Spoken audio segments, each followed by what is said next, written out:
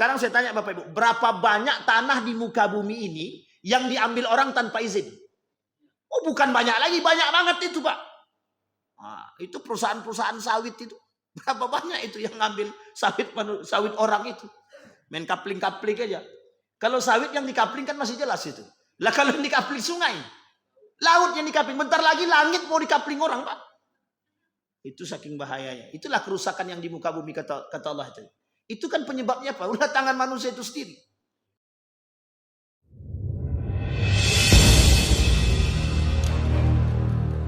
Salli ala Muhammad wa ala ali Muhammad fil alamin innaka Hamidum Majid.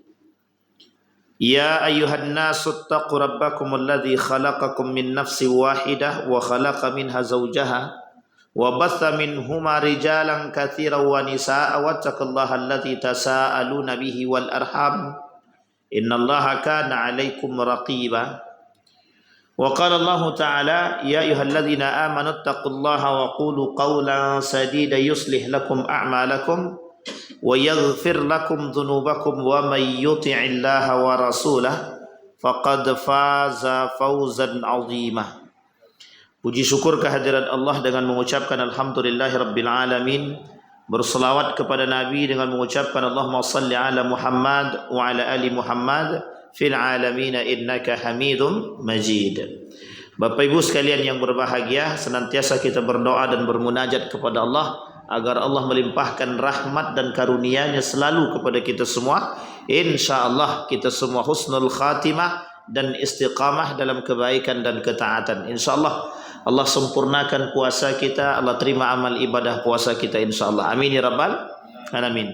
Dan untuk orang tua kita yang telah mendahului kita, Allah tempatkan di tempat terbaik di sisinya, Allah terima amal ibadahnya, dan insyaallah Allah kumpulkan bersama orang-orang yang saleh dan salihah. Dan untuk orang tua kita yang masih hidup, Allah sehatkan, Allah kuatkan, Allah luaskan rezeki serta keberkahannya. Amin ya rabbal alamin. Baik Bapak Ibu sekalian yang berbahagia, di subuh hari ini Bapak Ibu sekalian yang berbahagia, judul kita adalah mengganggu hak orang lain, maka hukuman akan segera datang. Nanti kita kaitkan ini banyak. Kita ambil ayatnya dulu. Di dalam surat An-Nahl ayat ke-90 Allah berkata, Innallaha ya'muru bil adli wal ihsan wa ita'i dzil qurba wa yanha 'anil fahsya'i wal munkar wal bagh. Ada kalimat selanjutnya wal bagh. Ya'idzukum la'allakum tadhakkarun. Apa kata Allah di dalam Al-Quran? Artinya, sesungguhnya Allah menyuruh berlaku adil dan berbuat kebajikan, memberi kepada kaum kerabat, dan Allah melarang dari perbuatan keji, kemungkaran, dan baghyu. Baghyu sini artinya permusuhan, melanggar hak manusia tanpa sebab atau tanpa alasan yang benar. Dia memberi pengajaran kepadamu agar kamu dapat mengambil pelajaran tersebut. Dalam surat An-Nahl ayat 90. Di dalam ayat ini Allah Ta'ala mengungkapkan kalimat baghyun. Nah Bapak Ibu sekalian yang berbahagia, makna baghyun ini oleh para ulama itu berbeda pendapat. Kita coba lihat terjemahkan kalimat baghyu. Innallaha ya'muru bil adli wal ihsan wa ita'i dzil qurba wa yanha 'anil fahsya'i wal baghyu. Yang kita bahas baghyun. Pagi ini kita bahas baghyun. Apa arti baghyun? Baghyun itu dalam bahasa Arab yang artinya, pertama artinya mencari. Yang kedua artinya jenis daripada kerusakan. Allah bilang di dalam Al-Quran, wala tufsidu fil ardi ba'da islahiha. Jangan lakukan kerusakan di muka bumi setelah dilakukan kebaikan. Atau dalam riwayat yang lain, atau dalam ayat yang lain Allah bilang begini. Kerusakan di muka bumi itu disebabkan ulah tangan manusia itu sendiri. Kan begitu ya? Jadi kerusakan itu di muka bumi disebabkan ulah oleh manusia itu sendiri. Nah sekarang kita lihat Bapak Ibu. Di dalam Al-Quran atau di dalam kitab suci Al-Quran, kata baghyun digunakan untuk beberapa makna. Satu, artinya mencari. Yang kedua, artinya kezaliman. Yang ketiga, artinya kemaksiatan. Yang keempat, zina. Ini sering Allah sebut di dalam Al-Quran. Bukan sering, ada beberapa kali Allah sebut di dalam Al-Quran kalimat baghyu yang disandarkan kepada kemaksiatan yang sifatnya zina. Yang kelima, hasad. Membenci kepada kebaikan yang ada pada orang lain. Bapak Ibu sekalian yang berbahagia, di dalam istilah fakih atau fuqaha, orang-orang ahli fikih, baghyun bermakna memberontak. Memberontak terhadap perbuatan-perbuatan yang baik atau tidak menerima kebaikan. Baik. Sekarang kita lihat. Para ulama mencoba menjelaskan makna baghyun dalam persoalan baghyun itu sendiri. Baik dari tafsirnya maupun dari fikihnya. Kata para ulama, ada bentuk-bentuk baghyun. Sudah paham ya artinya baghyun tadi? Mencari, kezaliman, maksiat, zina, hasad. Ada 5. Jadi makna 5 ini diartikan, digunakan oleh Allah kalimat yang sama di dalam Al-Quran, namanya baghyun. Nanti kita lihat Bapak. Bentuk-bentuk baghyun kata para ulama. Yang pertama, sikap ahlul bait menolak kebenaran agama Islam. Yang satu sisi disebut dengan kafir, yang satu sisi disebut dengan ahlul bait. Tapi sebenarnya kata para ulama, ahlul bait yang menolak kebenaran disebut dengan kafir. Tapi ahlul bait yang tahu akan kebenaran, hanya saja tidak masuk ke dalam kebenaran tersebut, maka disebut sebagai ahlul bait. Seperti seorang ahlul kitab yang mengatakan kepada paman baginda Nabi Muhammad SAW tentang kenabian baginda Nabi Muhammad SAW. Kelak anak ini akan menjadi orang yang tersohor, yang terpandang. Ternyata jadi nabi. Lah kok bisa tahu? Karena dalam kitab mereka yang benar, dalam kitab yang benar ada tanda-tandanya. Lah kalau sekarang udah nggak ada itu Pak. Bahkan terjadi pemalsuan Alkitab itu. Nah, itu ada, saya punya bukunya itu, pemalsuan Alkitab itu. Baik, apa kata Allah di dalam Al-Quran? Innad dina indallahil Islam. Tidak ada agama yang lain yang betul. Maka Bapak Ibu, kita luruskan yang bengkok-bengkok. Nabi Isa itu agamanya apa? Nabi Musa agamanya apa? Nabi Ibrahim agamanya apa? Islam. Yakin apa Bang? Yakin Islam? Pak Asbar, iya yakin. Saking yakin.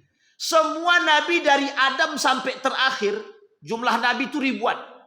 Semua agama para nabi itu cuma satu, Islam. Tidak ada yang lain. Maka kok ada agama Yahudi, Majusi dan Nasrani itu apa? Agama wad'i, buatan. Tapi kemudian ada kitabnya Ustaz, Zabur, Taurat, Injil. Sampai Allah sebut dalam Al-Quran, semua kitab ini dirangkum isinya di dalam Al-Quran. Tahu Bapak Ibu alasannya kenapa? Karena Allah tahu kitab-kitab ini bakal terjadi perubahan. Yang merubah siapa? Manusia. Itu Allah katakan begitu dalam Al-Quran. Sehingga Allah buatlah Al-Quran. Allah ciptakan, Allah turunkan Al-Quran kepada kita. Menunjukkan kitab yang paling otentik di muka bumi ini. Jadi kitab yang paling asli. Sehingga para ilmuwan hari ini itu membahas. Sarjanawan baik muslim ataupun non-muslim pada abad ke-19 20 itu gencar Pak. Mencari otentisitas dan orisinalitas daripada Al-Quran itu. Ada yang menyelewengkan, ada yang membenturkan, ada yang menyimpang, dan lain sebagainya. Tapi Al-Quran tetap berada pada posisinya. Di mana letak keaslian Al-Quran? Dari zaman Nabi sampai hari ini, sampai kiamat, jumlahnya sama, jumlah ayatnya sama, jumlah suratnya sama, dimulai dari Al-Fatihah sampai An-Nas. Dulu saya belajar kristologi Pak. Itu kalau kita lihat itu perkembangan Alkitab Injil itu, wah itu tiap tahun ada perubahan itu. Jadi kata guru saya, itu cara untuk memahami dan bisa mengalahkan orang begitu. Dia karena memang terjadi perbedaan. Seperti Moko Ginta itu. Moko Ginta itu, dulu waktu kami pembekalan di pondok itu, beliau katakan sekian banyak yang beliau paparkan. Sampaikan kepada saya tentang satu pernyataan yang sama dengan sebelumnya. Atau kata beliau, saya berani mengatakan bahwa pernyataannya tentang Tuhan itu begini. Sehingga Bapak Ibu, ketika beliau sampaikan kepada yang lain, itu disampaikan tidak begitu kata mereka. Coba buka kata dia. Ternyata terjadi perbedaan antara satu kitab dengan kitab yang lain. Nah, tapi ini poin. Begitu juga dengan kitab-kitab yang lain. Yahudi sekarang punya kitab sendiri. Apa nama kitabnya? Talmud. Tahu Bapak Ibu Talmud? Di dalam kitab Talmud ini, itu tentang hari kiamat disampaikan. Hanya saja ada yang diselewengkan. Apa? Tentang persoalan Imam Mahdi. Nah, insya Allah kapan waktu kita bahas tuh Pak Imam Mahdi itu. Dan itu Imam Mahdi, setiap kelompok punya pandangan yang berbeda. Ahlus Sunnah wal Jamaah, Syiah, kemudian ada lagi Yahudi. 3 ini cuman Pak, yang dianggap orang paling relevan untuk dikaji. Karena yang lain itu biasa-biasa saja. Tapi yang paling kental 3 ini. Yang paling kental lagi di antara 3 ini adalah Yahudi. Itulah kenapa mereka ingin merebut Palestina. Karena bagi mereka Imam Mahdi akan turun di sana dan dari golongan mereka. Dari golongan mereka. Itu keyakinan mereka yang mereka simpangkan. Padahal mereka tahu kebenaran Al-Quran. Ini kelompok Yahudi. Itu yang pertama. Maka kata Allah, inna dina indallahil Islam. Tidak ada agama yang paling benar itu tidak ada. Agama satu-satunya agama yang benar di muka bumi ini agama Islam. Jangan pula tersinggung. Kalau ada umat muslim yang tersinggung dengan pernyataan begini, berarti itu perlu diragukan keislamannya. Tapi Bapak Ibu, ada enggak yang tersinggung dengan begini? Ada. Namanya kaum munafik. Apa kata mereka? Ini Islam bukan satu-satunya agama yang benar. Nah, ini Profesor Dr. Musda Mulia. Pernah kami bahas di Masjid Nurul Yakin kalau tak salah. Kita tampilkan itu videonya, beliau mengatakan bahwa bukan satu-satunya agama yang benar, masih ada agama yang lain yang benar. Atau kata dia dalam bahasa lain itu dia bilang begini, setiap orang meyakini kebenaran agama mereka. Ya, itu terserah. Kalau setiap orang meyakini agama mereka itu tidak ada masalah. Yang masalah kalau kita yang meyakini kebenaran agama yang lain, itu masalah. Pluralisme. Itu masalah. Baik, itu yang pertama. Kemudian yang kedua, melanggar hak manusia tanpa alasan yang benar. Nah, ini poin penting. Qul innama harrama rabbi al-fawahish ma zahara minha wa ma batan wal ithma wal baghyu bi ghairil haq. Allah sebutkan juga ayat ini dalam ayat yang lain. Kata Allah begini. Kata Allah begini. Jangan kalian memakan wala ta'kulu amwalakum bainakum bil batil. Jangan kalian makan harta saudara kalian atau kalian ambil harta saudara kalian dengan cara yang batil. Ini Allah sebutkan dalam Al-Quran. Kalau poin ini kita bahas sedikit Bapak Ibu poin ini. Melanggar hak manusia tanpa alasan yang benar, salah satu di antaranya mengambil hak orang. Apa kata Allah? Qul innama harrama rabbi al-fawahish. Allah melarang semua perbuatan-perbuatan tercela. Baik yang zahir maupun yang batin. Wal ith wal bagh, sekalipun sifatnya dosa, sifatnya baghyun. Baghyun tadi ada 5 makna. Kezaliman, kemaksiatan, zina, hasad. Kemudian satu lagi mencari. Kita ambil Bapak Ibu dari 5 ini, ada 3 yang cukup relevan. 1, pengkhianat. Yang kedua, berarti sebagai kemaksiatan. Yang ketiga, zina. Kita ambil 2 poin yang sama, kemaksiatan dan pengkhianatan. Salah satu perbuatan pengkhianatan yang dilakukan manusia terhadap manusia yang lain, mengambil haknya orang lain. Allah sebutkan dalam Al-Quran itu, wala ta'kulu amwalakum bainakum bil batil. Jangan kalian ambil haknya kawan kalian, harta kawan kalian, saudara kalian dengan cara yang batil. Sekarang kita lihat. Mengambil harta saudara, baik itu manusia muslim ataupun non muslim, dengan cara yang tidak dibenarkan disebut oleh Allah batil. Bahkan di dalam hadis Nabi disebut dengan ghasab. Apa artinya ghasab itu? Merampas. Nah, ini poin pentingnya Pak. Kemarin Pak Ketua ngirim chat ke saya. Ustaz gitu, program PKL itu pemaksaan gitu. Pajak rakyat kendaraan itu juga pemaksaan gitu deh. Sekarang begini Bapak Ibu, perhatikan baik-baik. Kita lihat kaidahnya Bapak Ibu. Kita lihat kaidah kezaliman yang dikatakan itu. Sebentar Bapak Ibu ya, kaidahnya. Baik. Apa kata ulama? Al-aslu fil ibda' wal luhum wan nufus lil ma'sub tahrimuha hatta yaji'ul al-hil fafham hadakallahu ma yahil. Hukum asal hubungan biologis, daging, begitu pula darah dan harta orang yang terjaga adalah haram untuk diambil sampai datang dalil yang menunjukkan akan halalnya, maka pahamilah apa yang telah didiktekan kepada kalian. Apa kata Allah di dalam Al-Quran? Ya ayyuhalladzina amanu la ta'kulu amwalakum bainakum bil batil illa an takuna tijaratan antaradin minkum. Bayangkan dalam transaksi jual beli saja, kita tidak boleh mengambil hak orang sedikit pun tidak boleh. Dalam transaksi jual beli. Ini sudah tidak transaksi jual beli, pengambilan secara paksa. Ini dah muskilah tuh Pak. Dan masalahnya besar. Apa yang dimaksud masalah besar? Perampasan hak orang lain. Maka kata Allah, orang seperti ini diancam oleh Allah. Dan termasuk salah satu daripada dosa besar. Karena perampasan itu dosa besar Pak. Nah orang seperti ini yang mengambil hak orang lain kata Allah dengan cara yang tidak benar kata Nabi, kelak isi dalam perut mereka itu api.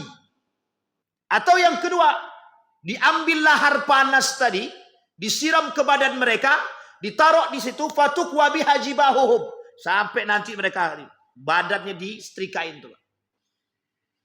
Ada yang lain, ada apa yang lain? Harta-harta yang tadi mereka makan itu membuat isi dalam perut mereka itu semuanya sifatnya haram dan api neraka. Sehingga makanya orang-orang yang suka ngambil hak orang itu tuh agak sulit untuk dinasihatin itu. Karena isinya haram semua dalam perut itu. Jangan tersinggung, memang begitu. 1000 saja yang kita ambil dari hak orang lain itu haram hukumnya. Sehingga yang kita makan itu haram Pak. Masih mending cuman haram saja. Kalau yang kita makan itu yang dijadikan oleh aku jadikan api neraka dalam perutmu gitu deh. Cerita seorang pemuda yang makan apel itu sangat tenar sekali. Cerita yang sangat tenar. Seorang pemuda makan buah apel, temu di sungai. Dicarinya Pak sampai tempat tuh mana. Kalau sekarang boro-boro dicari Pak, nampak duit tengah jalan, jangankan dibalikkan, jangankan masukkan ke dalam masjid, jangankan mau dikembalikan, dimasukkan ke masjid pun tidak. Nah, itulah manusia zaman sekarang. Nampak duit tengah jalan, jumpa, ketemu, luqatah namanya, barang luqatah itu kan bukan barang kita itu. Dalam satu pengertian fikih itu 1 tahun Pak, baru boleh dimanfaatkan. Itu pun bukan dimanfaatkan untuk pribadi, bukan. Kecuali dalam hajat yang terjepit, itu lain cerita. Dalam hajat yang terjepit itu semua dibenarkan, yang haram pun bisa dibenarkan. Tapi dengan hajat yang terjepit. Tapi coba bayangkan, orang sekarang ketemu uang 100.000, saya tanya Bapak Ibu, dibalikin apa tidak? Itu yang tidak punya iman. Yang punya iman mesti dikembalikan. Boro-boro ngapain? Ketemu 1.000, tangannya lancar tuh Pak. Masukkan ke dalam kotak infak. Ketemu 100.000, beratnya minta ampun. Lah kalau ketemunya 1 juta. Sekarang ini kan semua harta, semua barang, semua tanah yang mereka nampak lukotoh semua Pak jadinya. Ah ini nggak ada yang punya katanya. Udah kita ambil aja. Gitu. Coba bayangkan tuh. Sekarang saya tanya Bapak Ibu, berapa banyak tanah di muka bumi ini yang diambil orang tanpa izin? Oh bukan banyak lagi, banyak banget itu Pak. Nah, itu perusahaan-perusahaan sawit itu. Berapa banyak itu yang ngambil sawit orang itu. Main kapling-kapling aja. Kalau sawit yang dikapling kan masih jelas itu. Lah kalau yang dikapling sungai. Laut yang dikapling. Bentar lagi langit mau dikapling orang Pak. Itu saking bahayanya. Itulah kerusakan yang di muka bumi kata Allah itu. Itu kan penyebabnya apa? Ulah tangan manusia itu sendiri. Bahkan disebutkan dalam kaidah, disebutkan dalam pemahaman yang lain apa kata para ulama? Ada 12 bentuk kezaliman pada harta orang lain. Wah itu banyak apa sedikit? Ini kalau kita sampaikan semua langsung habis materi saya ini. Baik. Yang pertama, Nah ini bentuk kezaliman. Nanti kita kaitkan kembali kepada poin ini tadi. Tidak usah banyak-banyak. Bentuk pertama kata dia, pemungutan liar. Nah ini sekolah ya. Dulu banyak sekali sekolah melakukan pemungutan liar. Tapi mungkin sekolah-sekolah tertentu saja. Sebenarnya bukan hanya di sekolah ini. Di mana-mana. Pemungutan liar itu diharamkan. Haram pemungutan liar itu. Tidak bisa sembarangan itu. Makanya kalau ada orang yang tiba-tiba datang melakukan sesuatu, meminta sesuatu, cari tahu dulu Pak, untuk apa? Cari tahu dulu. Satu ketika kami datang pemuda ke rumah kami itu. Pak, minta bantuan. Bantuannya untuk kegiatan remaja. Apa kegiatannya? Kegiatannya main bola. Di mana lapangannya? Di ujung sana. Kita ke sana, enggak ada orang ya. Enggak ada. Duitnya kemana pun kita enggak tahu. Nah, coba bayangkan. Jadi banyak sekarang nih Bapak Ibu, mohon maaf ya, untuk mencari uang tuh banyak cara. Banyak cara, menipu orang tuh banyak cara pokoknya. Yang penting dapat duitnya dulu. Ya, fiktif. Bahkan mohon maaf, ini ini cerita nyata. Datang seorang wanita dengan laki-laki ke rumah itu membawa satu map, isinya itu proposal apa namanya itu ya, panti asuhan. Terus dia bilang begini, ini Pak, kami akan ada kegiatan di Simpang Bukit Barisan setiap hari. Dengan bolosnya saya tadi, ya udah kita kasih saja. Karena kita niat pengen tahu tempatnya, tempat mereka menggalang dana juga, dan tempat itu datanglah kita ke situ. Satu pun tak ada.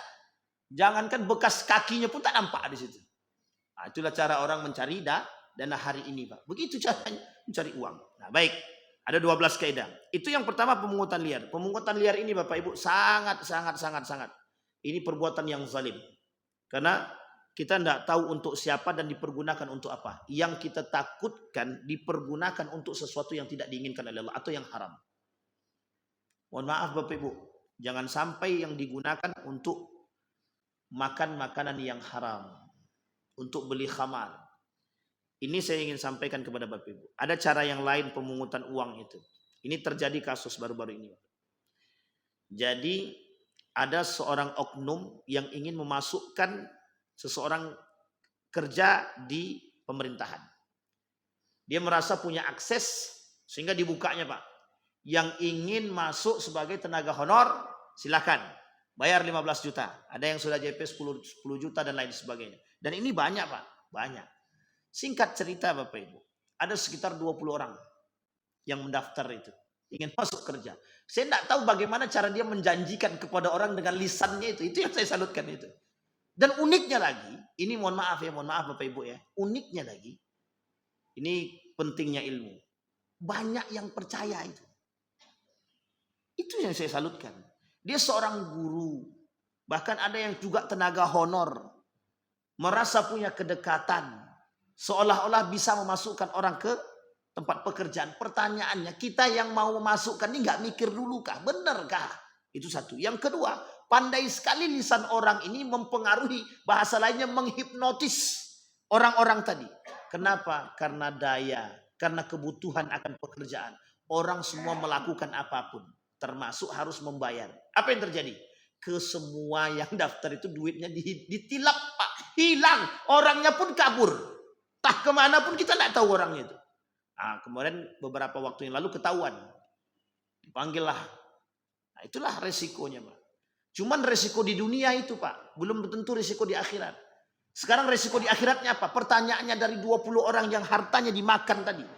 Bagaimana pertanggungjawabannya di akhirat besok itu seperti apa? Apa isi dalam perutnya semua? Semua orang-orang ini akan mempertaruhkan. Kalau cuma duit saja yang dikembalikan oleh Allah selesai Pak. Tapi kalau yang Allah kembalikan bukan uang Pak. Satu datang. Si A datang. Mana dulu uang aku? Kembalikan. Setelah dikembalikan, pahalanya dibagikan. Setelah pahala dibagikan, ternyata nggak cukup. Dosanya diambil bagi Pak. Coba bayangkan. Ini manusia yang paling bangkrut Pak. Manusia yang paling bangkrut di hari kiamat itu orang-orang seperti ini. Habis Pak. Habis amal ibadah kita.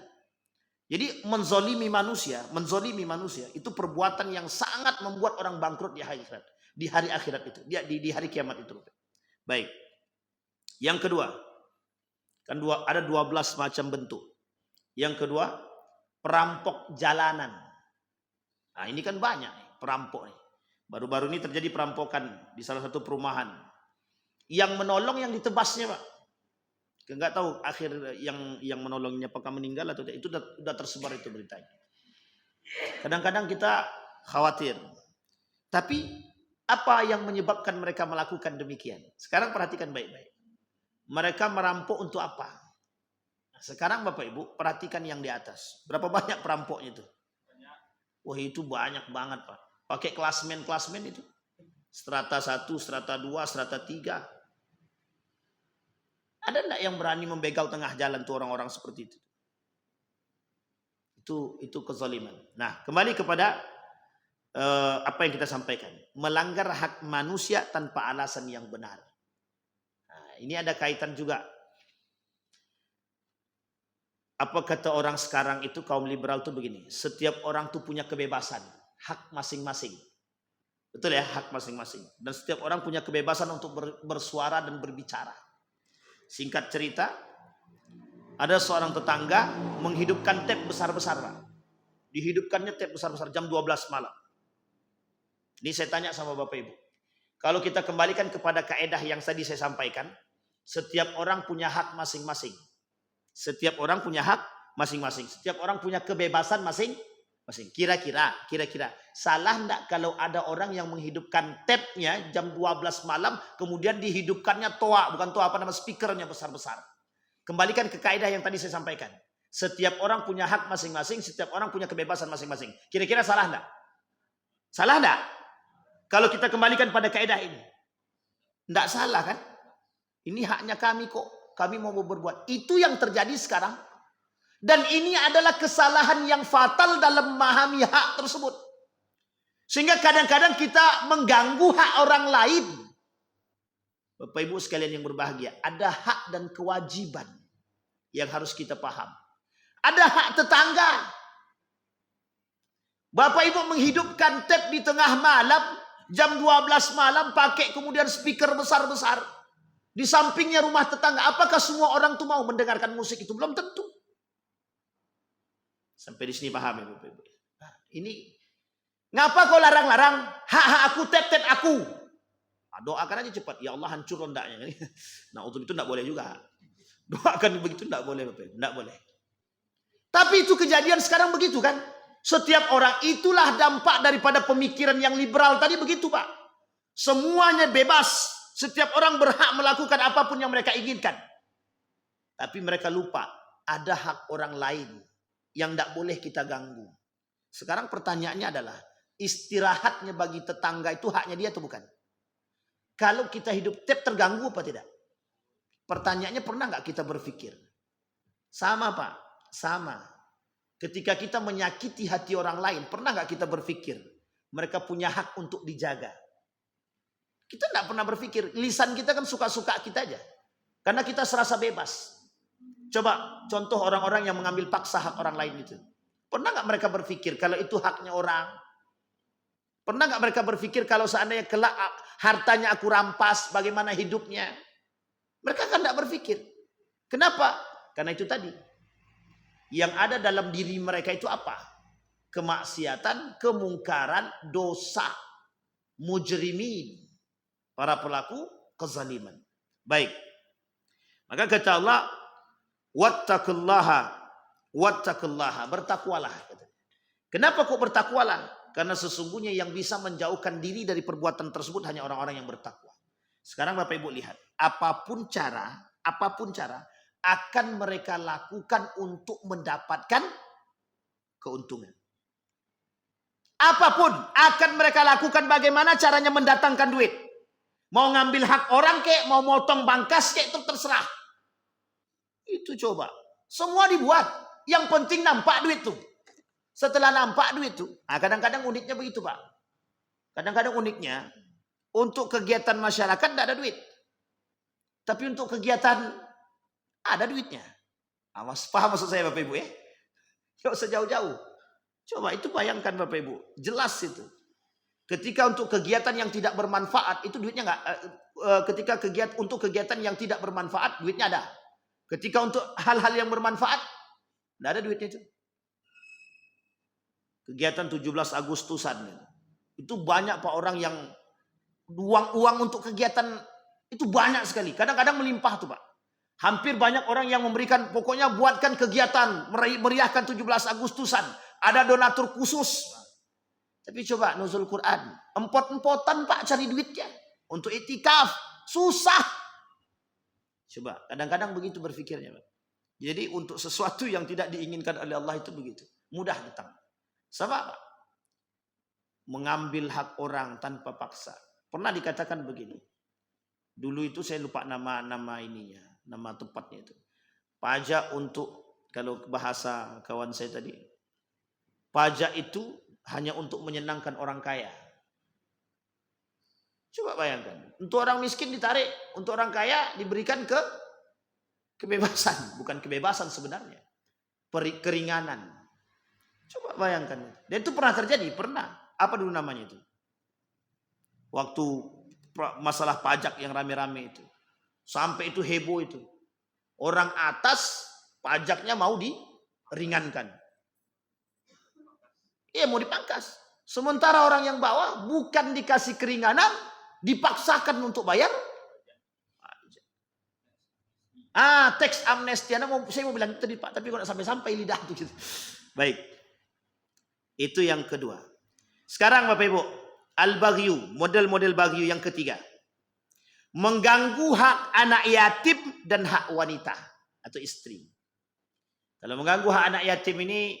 Bapak Ibu boleh kita sampaikan. Haram bagi siapapun memakan harta anak yatim. Haram pokoknya. Termasuk orang tua kandung dia sendiri. Misal saya kasih duit kepada anak yatim. Ibunya kalau mau ngambil duit anak nih. Izin dulu sama anak tuh. Kalau diizinkan sama anaknya silahkan. Kalau enggak jangan. Tapi Pak Ustaz. Kami tidak punya beras lagi. Saya tak punya duit lagi. Yang ada duit anak saya. Sederhana caranya Bapak Ibu. Nah ini ada uang tadi dari tetangga. Untukmu. Gimana kalau kita berikan beras? Boleh? Kata anaknya. Boleh aja lah mak silahkan. Bapak Ibu makan dari situ. Itu tidak ada masalah.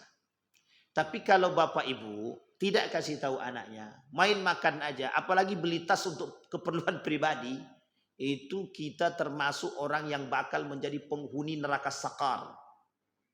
Nerakanya apa? Sakar. Dan jangan coba-coba Bapak Ibu, jangan coba-coba. Persoalan harta anak yatim itu persoalan yang paling sensitif. Yang paling sensitif. Dan sungguh sangat diancam oleh Allah. Orang yang memakan harta anak yatim. Meskipun hanya 1.000.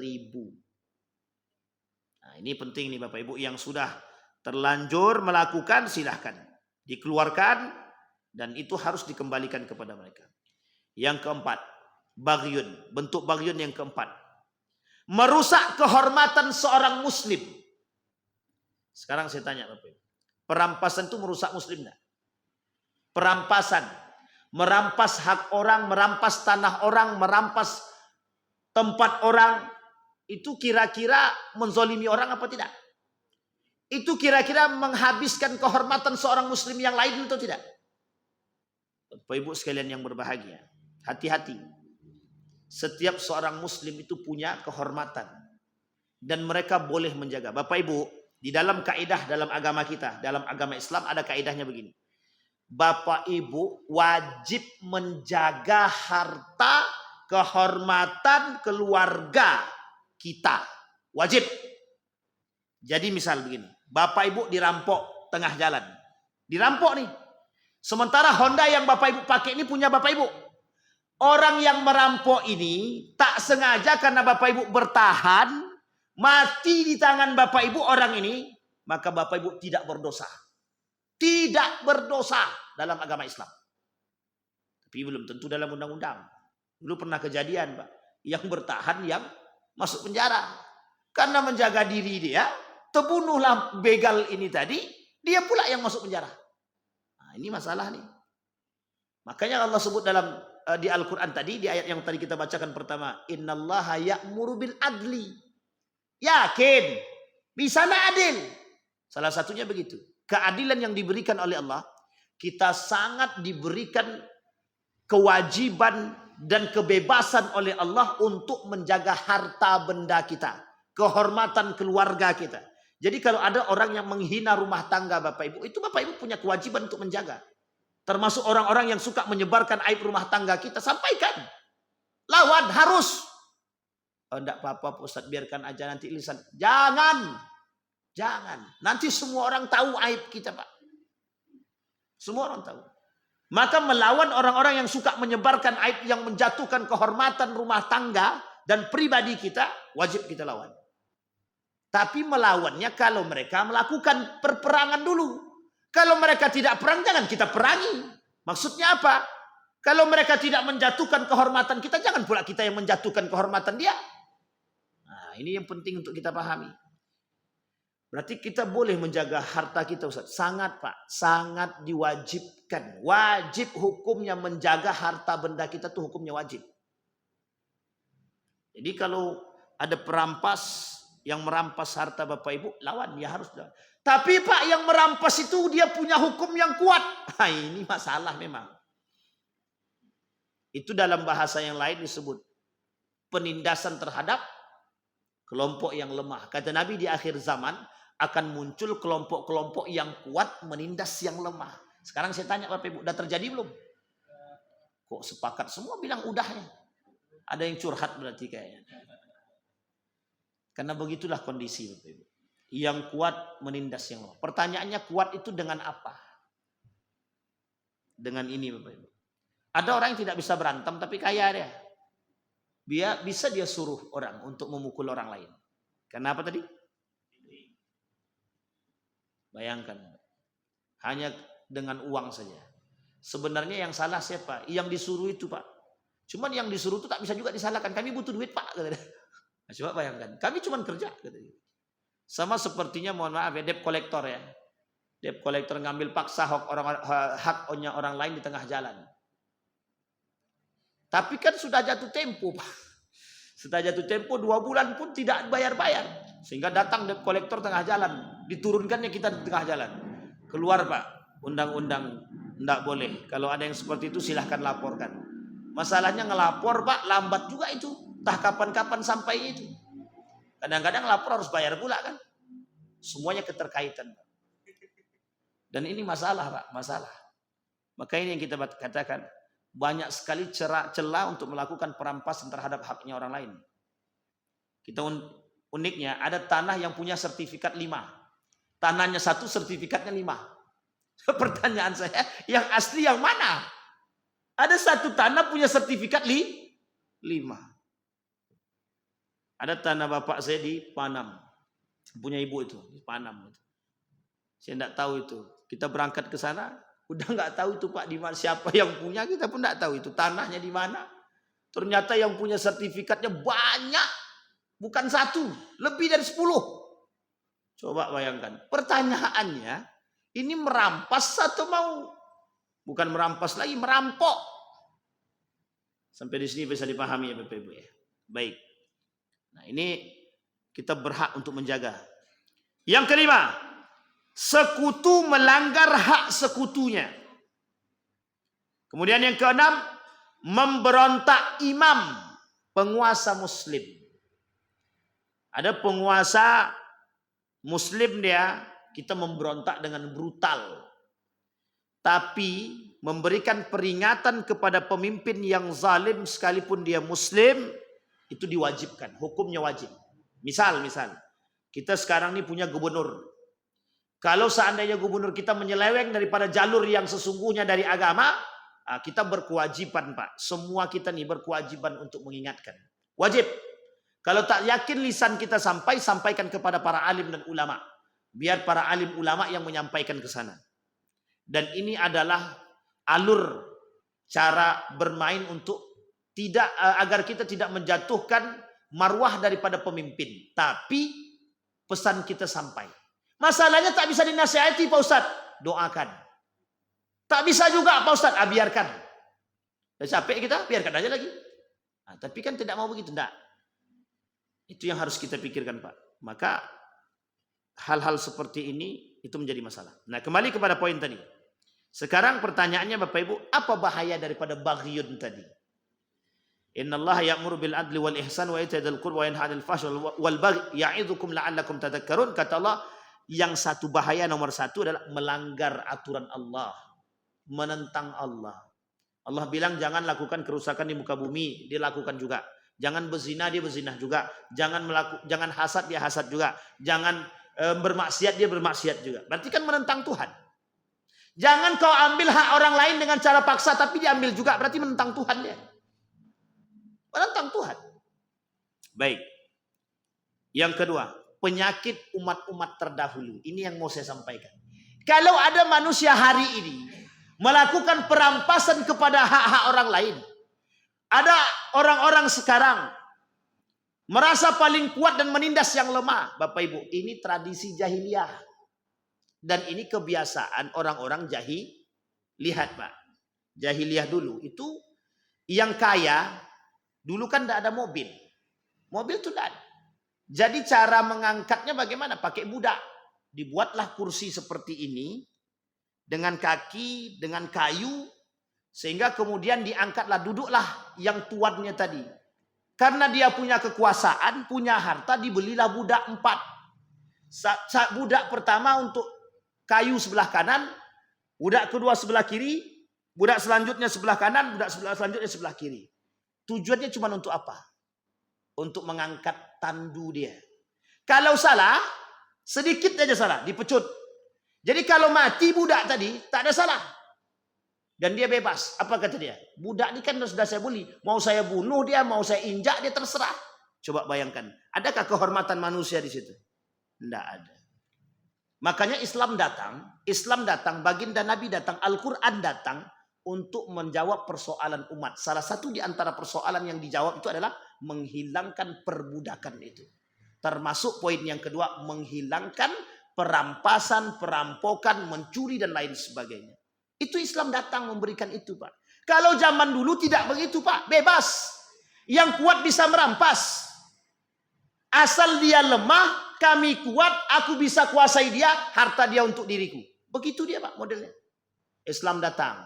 Kata Islam, jangan kalian makan hak orang lain dengan cara yang salah atau yang batil. Jangan kalian ambil yang bukan hak kalian. Itu Islam Pak. Datang dengan kelembutan. Perintah untuk ditaati. Maka kalau kita tidak taat berarti kita sedang menentang Allah. Menentang hukum Allah. Itu yang kemudian terjadi. Nah kemudian yang ketiga bahayanya. Disegerakan oleh Allah hukuman balasannya di dunia. Apa kata Nabi? An Abi Bakrah qala Rasulullah sallallahu alaihi wasallam, "Ma min dhanbin akhra an yu'ajjala li sahibihi al-uqubah ma yu'akhkhara lahu fil akhirati min baghyin au qati'ati rahim." Ada dua. Apa kata Nabi? Dari Abu Bakrah berkata Rasulullah sallallahu alaihi wasallam bersabda, "Tidak ada dosa yang pantas disegerakan hukumannya kepada pelakunya bersamaan dengan balasannya yang diundurkan di akhirat selain daripada baghyun dan orang-orang yang qati'ur rahim, yang memutuskan tali silatur.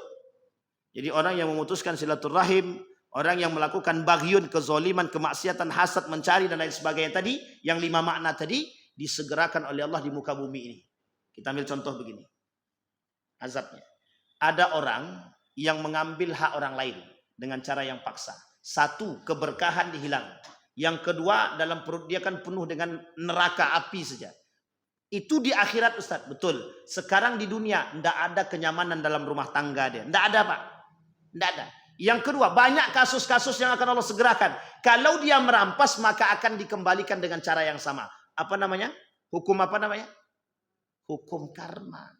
Orang merampas, kelak dia dirampas. Kalau tidak dia dirampas, anaknya dirampas. Kalau tidak anaknya, turunannya pasti ada yang dirampas. Kenapa begitu? Bisa jadi Allah tak suka dengan perbuatan tersebut, Allah akan balas Pak. Di dunia diselesaikan. Tapi ternyata tidak selesai di dunia. Di dunia Allah kasih azab. Di akhirat Allah kasih azab. Dua-duanya Pak. Coba bayangkan. Tapi kan orang senang-senang aja tuh. Kenapa kok senang? Apa alasan mereka senang? Ya karena mereka merasa berkuasa. Kalau mereka tak merasa berkuasa, mereka tak senang. Baik. Sampai di sini bisa dipahami Bapak Ibu ya? Itu bagyun. Nah, ada bentuk daripada bagyun yang tadi kita sampaikan. Ada satu poin Pak, daripada kezaliman yang dan kemaksiatan yang dilakukan oleh umat manusia dari perkara tersebut. Namanya ghasab. Apa namanya Bapak Ibu? Ghasab. Apa arti ghasab itu? Kita lihat. Al-Qadi Abu Suja mengatakan, "Wa man ghasaba malan li ahadin lazimahu radduhu wa arsu naqsihi wa ajratu mislihi fa in talifa damina bimislihi in kana lahu mislun aw biqimatihi in lam yakun lahu mislu aksar ma kanat min yaumil ghasab ila yaumil talaf." Barang siapa merampas harta orang lain dalam bentuk ghasab, maka dia wajib mengembalikannya. Begitu juga dengan denda-dendanya, kekurangannya dan kelebihannya yang semisal. Sekarang penjelasan. Apa ghasab itu sebenarnya? Mengambil sesuatu hak orang lain dengan cara yang zalim secara terang-terangan. Nah, sekarang saya tanya, perebutan tanah itu terang-terangan nggak? Perbuatan-perbuatan seperti PKL itu terang-terangan nggak? Ada yang sembunyi-sembunyi. Nah, itu terang-terangan itu Pak. Terang-terangan. Hari ini tanah, besok rumah, besok mobil, besok apa lagi? Besok semuanya direbut Pak. Terang-terang. Sekarang mana ada yang sembunyi-sembunyi lagi? Sekarang terang-terang. Dulu orang mencuri sembunyi-sembunyi atau terang-terangan? Dulu orang mencuri sembunyi-sembunyi Pak. Sekarang orang mencuri di siang bolong. Di siang bolong maling. Coba bayangkan. Berarti kan dia punya nyawa yang banyak. Tidak takut dia kena gebuk orang itu, tidak takut dia. Apalagi mohon maaf. Kalau cuma hilang 5 juta, sulit untuk diproses. Jadi makin terang-terangan melakukan kemaksiatan itu. Itu yang menjadi masalah. Baik. Catatan Bapak Ibu sekalian yang berbahagia. Bagi orang-orang yang melakukan perbuatan ghasab. Ghasab itu mengambil harta orang lain secara terang-terangan. Sementara ada satu lagi yang sejalan, mencuri, sariqah namanya. Sekarang sariqah itu artinya apa? Mengambil harta orang secara diam-diam. Kalau korupsi itu ngambil harta orang secara diam-diam atau terang-terangan? Dua-duanya. Dua-duanya itu. Terang-terangan dan yang diam-diam ini kelas bawah. Yang kelas atas sih terang-terangan. Ngapain lagi sembunyi-sembunyi? Karena punya kekuasaan dan kedekatan. Nah, catatan Bapak Ibu. Kata para ulama begini. Siapa saja yang merampas barang orang lain, misalnya pakaian ataupun kendaraan, wajib yang merampas mengembalikannya di muka bumi. Jika barang yang dirampas itu rusak, dia wajib mengganti dia. Tapi jika barang yang semisal itu sudah, atau barang yang dirampas itu sudah tidak ada, dia wajib membeli yang serupa. Atau yang senilai dengan barang yang dia rampas. Misal, dia rampas emas dari tangan Bapak Ibu. Emasnya itu 24 karat. Isinya 30 gram. Ya, dia harus mengganti. Ya, kalau tak sanggup dia mengganti, coba hitung. 24 karat itu, kalau 30 gram, satu gramnya berapa sekarang 24 karat itu? 4 juta. 4 juta itu apa? Satu emas itu berapa gram? 2,5 gram. Berarti sekitar 1 juta sekian. Ada? 2 juta. 1 juta pula. Matematika lemah begitu. 2 juta. Anggaplah 2 juta sekarang. 1 gram. Berarti kalau 30 gram. Berarti sekitar. Ya tinggal kali aja 320 kali 3 kan begitu. Sekitar segitulah pokoknya. Balikkan kalau tak sanggup balik dengan emas. Balikkan dengan duit. Yang setara. Harus. Berapa Bu? 48 juta kata Ibu itu. Banyak juga itu ya. Kalau 2 kali 3 ada 6, berarti 60 lah. Harusnya 60 juta. Ya Rabb. Itulah Bapak Ibu. Yang kedua kata para ulama. Jika nilai barang yang dirampas itu berkurang. Maka orang yang merampas wajib membayar ganti rugi atau denda. Yang selisihnya. Kalau selisih. Misal tadi. Merampas emas tadi. Ternyata setelah dirampas. Pas mau dijual. Harganya turun. Nah, dia harus membayar kekurangannya. Yang punya emas membelinya 7 juta. Setelah dirampas dijual, Ternyata harganya turun emas itu jadi 6 juta. Nah, yang tukang rampas tadi wajib membayar 7 juta. Selisihnya kan 1 juta itu. 6 juta dikembalikan, tambah ganti 1 juta. Nah, coba bayangkan tuh. Nilai barang yang dirampas itu wajib dinilai dengan mata uang di tempat terjadinya kerusakan, kata para ulama. Yadul ghasab yaddaman la yad aman. Artinya barang yang ada di tangan perampas adalah barang yang harus dijamin, bukan barang yang amanah. Karena kalau dia rusak tanpa disengaja, tidak ada ganti rugi. Kalau tidak sengaja. Pertanyaannya penyebabnya apa? Kan ada sebabnya. Nah, itu masalahnya. Baik. Sekarang kita lihat bagaimana penjelasan hukum gosok itu di dalam Al-Quran. Dalam surat Ibrahim. وَلَا تَحْسَبَنَّ اللَّهَ غَافِلًا أَمَّا يَعْمَلُ الظَّالِمُونَ إِنَّمَا يُؤَخِّرُهُمْ لِيَوْمٍ تَشْخَصُ فِيهِ الْأَبْصَارُ مُهْطِعِينَ مُقْنِعِي رُؤُوسِهِمْ لَا يَرْتَدُّ إِلَيْهِمْ طَرْفُهُمْ وَأَفْئِدَتُهُمْ هَوَى. Dan janganlah sekali-kali kamu mengira bahwa Allah lalai dari apa yang kalian buat. Jadi mau sembunyi dimanapun, di kolong jembatan sekalipun, tetap nampak sama Allah. Kan itu yang membuat orang pencuri, maling, perampok, perampas itu yang tak sadar. Coba bayangkan Bapak Ibu, coba pikirkan baik-baik. Kira-kira orang-orang yang korupsi ini kira-kira sadar enggak kalau dia dilihat sama Tuhan itu? Kalau dia sadar kayaknya enggak akan dilakukan. Makanya pentingnya ilmu tasawuf itu untuk menciptakan karakter khasyah. Kita ini kan tidak punya rasa takut. Arti ittaqu itu Bapak Ibu bukan bertakwa. Salah kalau kita artikan bertakwa. Ittaqu itu bertakwa bagi orang yang sudah takut kepada Allah. Bagi orang yang belum takut kepada Allah, makna ittaqu itu artinya takut. Manusia takutlah kepada Allah. Nah, itu baru arti yang tepat. Tapi kalau mereka sudah takut kepada Allah, makna ittaqu berubah menjadi bertakwa. Lah ini tidak, sedang mau ngambil duit aja.